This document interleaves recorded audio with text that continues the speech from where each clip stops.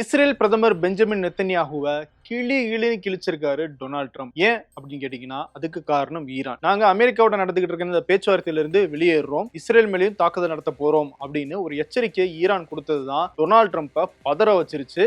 ஏன் ஈரான் அப்படி சொன்னாங்க, நெத்தன்யாகு ஏன் டொனால்ட் ட்ரம்ப் திட்டினாரு அப்படிங்கறத பத்தி தான் இந்த வீடியோல பார்க்க போறோம். தி டிகோட் பை வெங்கட்.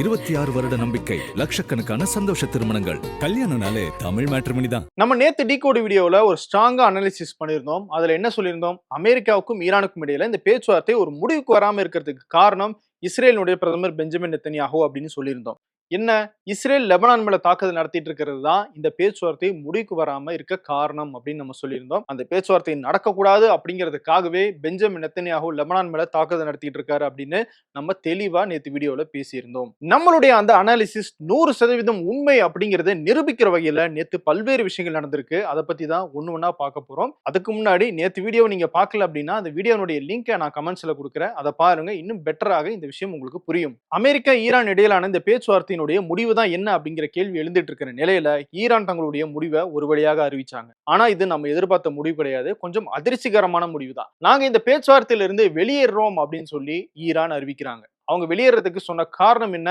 லெபனான் மேல இஸ்ரேல் நடத்திட்டு இருக்கிற தாக்குதல் தான். லெபனானுடைய தலைநகராக இருக்கிற பெய்ரூட், அந்த நகரத்துக்குள்ள நாங்க தீவிரமாக தாக்குதல் நடத்த போறோம், அதனால அந்த நகரத்தில் இருக்கிற மக்கள் எல்லாம் வெளியேறுங்க அப்படின்னு சொல்லி இஸ்ரேலுடைய பிரதமர் பெஞ்சமின் நெத்தன்யாகு வெளிப்படையாக அறிவிக்கிறாரு. அதனால பயந்து லெபனான்ல இருக்கிற மக்கள் எல்லாம் கொஞ்சம் கொஞ்சமாக நகரத்தை விட்டு வெளியேற ஆரம்பிச்சாங்க. இந்த செய்தி வெளியானதுக்கு பிறகுதான் ஈரான் தங்களுடைய நிலைப்பாடை மாத்தி நாங்க இந்த பேச்சுவார்த்தையில இருந்து விலகுறோம், அது மட்டும் இல்ல லெபனான் தலைநகர் பெய்ரூட் மேல இஸ்ரேல் தாக்குதலை தொடங்கினாங்க அப்படின்னா இஸ்ரேலுடைய வடக்கு பகுதியில நாங்களும் தாக்குதல் நடத்துவோம், அதனால இஸ்ரேலுடைய வடக்கு பகுதியில் இருக்கிற மக்கள் எல்லாம் தங்கள் நகரத்தை விட்டு தங்களுடைய வீடுகளை விட்டு வெளியேறிருங்க அப்படின்னு சொல்லி ஒரு எச்சரிக்கையை ஈரானும் கொடுத்தாங்க. அதோட நின்னாங்களா?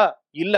செங்கடல் பகுதியில் இருக்கிற பாப் அல் மண்டப் ஸ்ட்ரெயிட், அதாவது இங்க பெர்ஷியன் கல்ஃப் பக்கத்துல ஸ்ட்ரெயிட் ஆஃப் ஹோர்முஸ்னா அங்க செங்கடல் பகுதியில பாப் அல் மண்டப் ஸ்ட்ரெயிட் அப்படிங்கிற ஒரு குறுகிய பகுதி இருக்கு. அந்த வழியாக தான் ஐரோப்பாவுக்கு போக வேண்டிய கப்பல்கள் எல்லாம் போகும். அதுவும் ஒரு முக்கியமான கப்பல் வழித்தடம். அந்த வழித்தடத்தை நாங்க ஏமன்ல இருக்கிற ஹவுதி படைகள் மூலமாக முடக்கவும் நேரிடும் அப்படிங்கிற எச்சரிக்கையும் அவங்க கொடுத்தாங்க. சோ லெபனான் மேல எவ்வளவு நாட்களுக்கு தாக்குதல் நடக்குதோ அத்தனை நாட்களுக்கு அமெரிக்கா ஈரான் இடையில அந்த பேச்சுவார்த்தை முடிவுக்கு வராது அப்படின்னு நம்ம நேற்று வீடியோல சொன்னது இந்த இடத்துல நிரூபணம் ஆகிருச்சு. ஒரு வகையில இஸ்ரேல் பிரதமர் பெஞ்சமின் நெத்தன்யாகு போட்ட சூழ்ச்சி திட்டம் வெற்றி பெற்றுச்சுன்னு கூட இதை நம்ம சொல்லலாம். காரணம், அமெரிக்காவுக்கும் ஈரானுக்கும் இடையில அந்த பேச்சுவார்த்தை நடக்கக்கூடாது அப்படின்னா லெபனானை தாக்கணும் அப்படின்னு அவர் போட்ட திட்டம் இங்க சக்சஸ் ஆயிருக்கு அப்படின்னு தான் நம்ம எடுத்துக்கணும். ஈரான் இப்படி முடிவை அறிவிச்ச உடனே டொனால்ட் ட்ரம்ப் கிட்ட இருந்து வந்த ரெஸ்பான்ஸ் என்னன்னா, ஈரான் என்ன வேணா முடிவு எடுத்துக்கிட்டோம், அதை பத்தி எங்களுக்கு கவலை இல்லை அப்படின்னு தான் முதல்ல ஊடகங்கள்ல சொன்னாரு. ஆனா சில மணி நேரங்கள்லயே அவருடைய ட்ரூத் சோஷியல் மீடியால ஒரு போஸ்ட் வருது, நான் இஸ்ரேலுடைய பிரதமர் பெஞ்சமின் நெத்தன்யாகு கிட்ட பேசிட்டேன், அவங்க பெய்ரூட்டை நோக்கி போக மாட்டாங்க, அங்க தாக்குதலும் நடத்த மாட்டாங்க, அதே மாதிரி ஹெஸ்போலா அமைப்பினுடைய தலைவர்களோடையும் பேசிட்டேன், அவங்களும் இஸ்ரேல் மேல தாக்குதல் நடத்த மாட்டாங்க, பிரச்சனை சரியாயிரும், இஸ்ரேலுடைய படைகள் யாராவது பெய்ரூட்டை நோக்கி போனாங்கன்னா அவங்க உடனே திரும்பி வர ஆரம்பிச்சிட்டாங்க அப்படின்னு தன்னுடைய ட்ரூத் சோஷியல் மீடியாவில் பதிவாக போடுறாரு டொனால்ட் ட்ரம்ப். இங்க நம்ம நேத்து வீடியோல சொன்ன ரெண்டாவது விஷயமும் ப்ரூவ் ஆகிருச்சு. நேத்து வீடியோல என்ன சொல்லியிருந்தோம், டொனால்ட் ட்ரம்ப்புக்கு, குறிப்பா அமெரிக்காவுக்கு தான் இந்த போரை முடிக்கணும் அப்படிங்கிற கட்டாயம் இருக்கு. ஏன்னா அமெரிக்காவில் பெட்ரோல் டீசல் விலை ஏறிக்கிட்டு இருக்கு, அவங்களுடைய சென்ட்ரல் பேங்க் அது ஸ்ட்ரெஸ்ஸா இருக்கு அப்படின்னு சென்ட்ரல் பேங்கினுடைய சேர்மன் சொல்றாரு. உலக அளவுல பொருளாதார மந்த நிலைமை ஏற்பட்டுக்கிட்டு இருக்கு. இது போக ராணுவ ரீதியாகவும் ஏகப்பட்ட செலவு செஞ்சுட்டாங்க, திரும்பவும் போய் போர் அவங்களால நடத்த முடியாது அப்படின்னு நேற்று வீடியோல சொல்லியிருந்தோம். இப்போ ட்ரம்ப்பினுடைய இந்த ரியாக்ஷன், குறிப்பா ஈரான் இந்த பேச்சுவார்த்தையில இருந்து வெளியேறாங்க அப்படின்னு சொன்ன உடனே அவருக்கு அந்த பதற்றம் இருக்குல்ல, அதுவே நம்ம நேத்து வீடியோல செஞ்ச அனாலிசிஸ் கரெக்ட் தான் அப்படிங்கறத நிரூபிச்சிருக்கு. அது மட்டும் இல்ல, இந்த போர்ல இந்த பேச்சுவார்த்தையில ஈரானுடைய கைதான் ஓங்கி இருக்கு அப்படின்னு நம்ம சொல்லியிருந்தோம். அதையும் நேத்து நடந்த சம்பவம் நிரூபிச்சிருக்கு. ஈரான் பேச்சுவார்த்தையில இருந்து விலகுறாங்க அப்படிங்கிற அந்த முடிவை எடுத்த உடனே ட்ரம்ப் பதறிட்டு போய் இஸ்ரேலுடைய பிரதமர் பெஞ்சமின் நெத்தன்யாகு கிட்ட பேசுறாரு. அப்போ ஈரான் என்ன ஒரு நிலைப்பாடு எடுக்கிறாங்களோ அதுக்கு கட்டுப்பட வேண்டிய சிச்சுவேஷன்ல தான் டொனால்ட் ட்ரம்ப் இப்ப இருக்காரு அப்படிங்கிறதும் இந்த சம்பவத்துல கிளீனாக நமக்கு தெரியுது. ட்ரம்ப் எந்த அளவுக்கு பதறி இருக்காரு அப்படின்னா, இஸ்ரேலுடைய பிரதமர் பெஞ்சமின் நெத்தன்யாகுவுக்கு தொலைபேசி மூலமாக பேசின போது கெட்ட கெட்ட வார்த்தைகள்ல நெத்தன்யாகுவை திட்டினதாக ஆக்சியோஸ் அப்படிங்கிற அமெரிக்க ஊடகம் செய்தி வெளியிட்டிருக்கு. அவங்க வெள்ளை மாளிகையில் இருக்கிற சில மூத்த அதிகாரிகள் கிட்ட பேசும்போது இந்த தகவல் கிடைச்சதாகவும் அதுல அவங்க பதிவு பண்ணியிருக்காங்க. இந்த செய்தி தான் இன்னைக்கு உலகம் முழுக்க பெரிய விவாத பொருளாகி இருக்கு. ட்ரம்ப் நெத்தன்யாகு கிட்ட சொன்னதாக ஆக்சியோஸ் நிறுவனம் வெளியிட்ட அந்த டெக்ஸ்டை இப்போ உங்க ஸ்கிரீன்ல பாப்பீங்க. அதுல ஒரு கெட்ட வார்த்தையை அவர் பயன்படுத்தியிருக்காரு. நீ ஒரு மனநிலை பாதிக்கப்பட்டவன் அப்படிங்கிற மாதிரி அந்த ஃபர்ஸ்ட் ஸ்டேட்மெண்ட் சொல்லுது. அதோட நான் மட்டும் இல்லனா நீ இந்நேரம் ஜெயில்ல தான் இருக்கணும், நான் தான் உன்னை காப்பாத்திக்கிட்டு இருக்கேன் அப்படின்னு சொல்லி அந்த இடத்துல ரெண்டாவது ஒரு கெட்ட வார்த்தை. எல்லாருமே உன்னை வெறுக்க ஆரம்பிச்சிட்டாங்க, உன்னால இஸ்ரேலையும் வெறுக்க ஆரம்பிச்சிட்டாங்க அப்படின்னு ரொம்ப காட்டமாக பேசியிருக்காரு டொனால்ட் ட்ரம்ப். அது சரி, ஆக்சியோஸ் அப்படிங்கிற ஒரு ஊடகம் வெளியிட்ட செய்தியை நம்ம எப்படி 100% நம்புறது? அதுல செய்தி வந்துருச்சு அப்படிங்கிறதுக்காகவே அது உண்மையாக நம்ம நம்பணுமா அப்படின்னு ஒரு கேள்வி உங்களுக்கு வரலாம். வந்தாதான் நல்லது. நல்ல கேள்விதான். ஆக்சியஸ் ஊடகத்தை பொறுத்த வரைக்கும் இந்த போர் தொடங்கினதுல இருந்தே அதுக்கு முன்னாடியும் கூட போர் விஷயமாக சர்வதேச விஷயங்கள் குறித்து அமெரிக்காவுடைய அரசாங்கம், அங்க இருக்கிற முக்கியமானவர்கள் என்ன பேசுறாங்க, என்ன நடவடிக்கை எடுக்கிறாங்க அப்படிங்கிறத வெளியே கொண்டு வர ஒரு ஸ்கூப் நியூஸ் செய்தியாக தான் அதிகமாக இருந்திருக்கு. சில நேரங்கள்ல அமெரிக்கா செட் பண்ற நரேட்டிவை உலக அளவுல கொண்டு போய் சேர்க்கிற ஒரு ஊடகமாகவும் ஆக்சியஸ் பார்க்கப்படுது.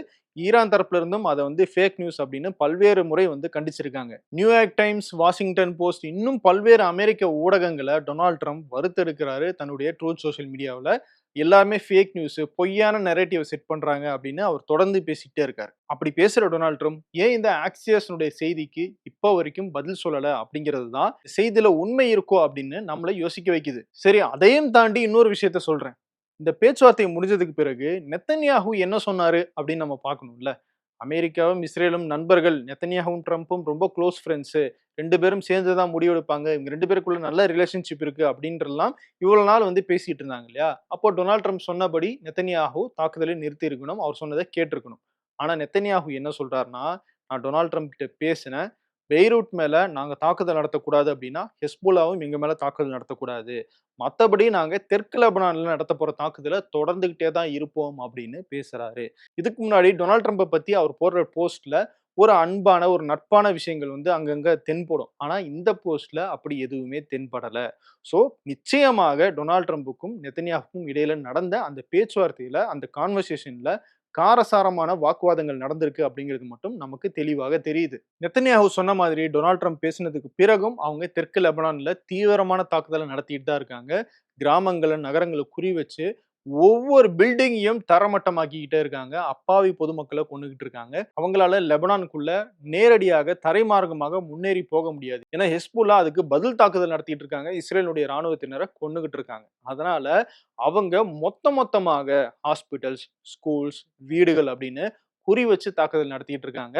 அதுல 99% உயிரிழக்கிறது அப்பாவி பொதுமக்கள் தான். குடும்பமாக மக்கள் கொத்து கொத்தாக செத்துக்கிட்டு இருக்காங்க. இப்ப நீங்க பாக்குற இந்த போட்டோ கூட ஒரு குடும்பத்தை சேர்ந்தவங்க தான். இவங்க எல்லாருமே இஸ்ரேலுடைய ஒரே தாக்குதல்ல கொல்லப்பட்டிருக்காங்க. இஸ்ரேலினுடைய பாதுகாப்புத்துறை அமைச்சர் பென் கிவர், இவர் தான் சுமுத் புளோட்டிலா அப்படின்னு காசாவில் இருக்கிற மக்களுக்கு உதவ கப்பல் மார்க்கமாக வந்த ஐரோப்பியாவுடைய ஆக்டிவிஸ்டை அரெஸ்ட் பண்ணி அவங்கள ரொம்ப மோசமாக ட்ரீட் பண்ணி அதை ஒரு வீடியோவாக வெளியிட்டு ஒரு சாடிஸ்ட் மனப்பான்மையை வெளிப்படுத்தியிருந்தாரு.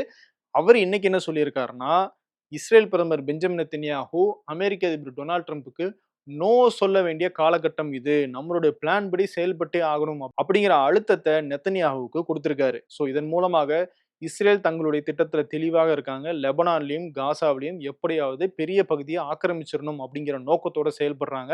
அவங்கள அமெரிக்காவால கூட தடுக்க முடியாது அப்படிங்கிறது தான் அவங்களுடைய பேச்சுல இருந்து வெளிப்படுற விஷயமாக இருக்கு. ஈரானுடைய நாடாளுமன்ற சபாநாயகர் கலிபஃப், இவர் தான் இந்த பேச்சுவார்த்தையை முன்னெடுக்கிறாரு. அவர் என்ன சொல்லியிருக்காருன்னா, லெபனான் மேல இஸ்ரேல் தாக்குதல் நடத்திக்கிட்டே இருந்தாங்க அப்படின்னா நாங்க பேச்சுவார்த்தையை மட்டும் நிறுத்த மாட்டோம், எதிரி மேல தாக்குதல் நடத்தவும் தயங்க மாட்டோம் அப்படின்னு ஸ்ட்ராங்காக பதிவு பண்ணியிருக்காரு. பெய்ரூட் மேல தாக்குதல் நடத்த மாட்டாங்க அப்படின்னு டொனால்ட் ட்ரம்ப் கொடுத்த வாக்குறுதியை ஈரான் நம்புறதாக இல்ல. ஏன்னா தொடர்ந்து அமெரிக்கா மாத்தி மாத்தி பேசிக்கிட்டே இருக்காங்க. அமெரிக்காவை தாண்டி இஸ்ரேலையும் பெஞ்சமின் நெத்தன்யாஹுவையும் ஈரான் நம்புறதாக இல்ல. அதனால இப்போதைக்கு அவங்க இந்த பேச்சுவார்த்தைக்கு வர மாதிரி நமக்கு எந்த விதமான சைனும் தெரியல. பாகிஸ்தான் தரப்புல இருந்து திரும்பவும் இந்த பேச்சுவார்த்தையை தொடங்குறதுக்கான முயற்சிகள்ல ஈடுபட்டிருக்கிறதாக தகவல் வந்திருக்கு. ஆனா அதுக்கு ஈரான் எந்த மாதிரியான ரெஸ்பான்ஸ் கொடுப்பாங்க அப்படிங்கிறது மிகப்பெரிய கேள்விக்குறிதான்.